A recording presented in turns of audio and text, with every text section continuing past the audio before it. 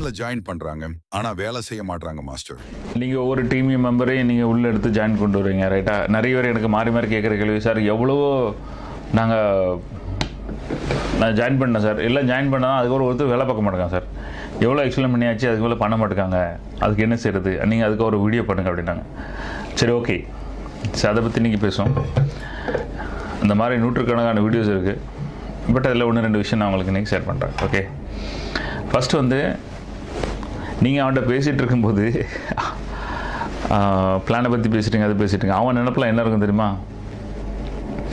அங்கே ஒருத்தர் இருக்கான், அவனை பிடிச்சா போட்டால் சரியாயிரும், மச்சான் ஒருத்தர் இருக்கான், அவன் செம ஸ்மார்ட், அவனை தூக்கி போட்டால் சரியாயிரும், இவன் இந்த 2 லக்கில் இவனை போட்டுரும், அவனை தூக்கி போட்டுரும் அப்படின்னு இவன் பிளான் பண்ணிகிட்ருக்கான்.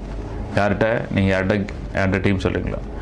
நான் சொல்கிற விஷயம் ஒரு விஷயம்னா அந்த மாதிரி நிறைய விஷயங்கள் இருக்குது, அதில் ஒரு விஷயம் மட்டும் சொல்கிறேன். ஓகே, ஸோ அப்படி பிளான் பண்ணிகிட்ருப்பான்.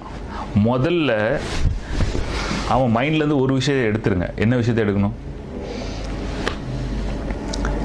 தம்பி, இது வந்து அடுத்தவனை பிடிச்சி போட்டு அவன் வேலை பார்க்குற வேலையை நீ ரெகுலராக செய்யணும், நீ தான் செய்யணும் அந்த வேலையை. ஓகே, அடுத்தவங்களை பிடிச்சி போட்டு அவன் டவுன்லைன் ஆக்கி விட்றான், இவன் செட் ஆயிரும், அவன் செட் ஆயிரும், இப்படிங்கிற விஷயத்த முதல்ல கிளியர் பண்ணுங்கள். அவனுக்கு இந்த விஷயம் என்றைக்கு கிளியர் ஆகுதோ அன்றைக்கி தான் அவன் வந்து ஒர்க் பண்ண ஆரம்பிப்பான்.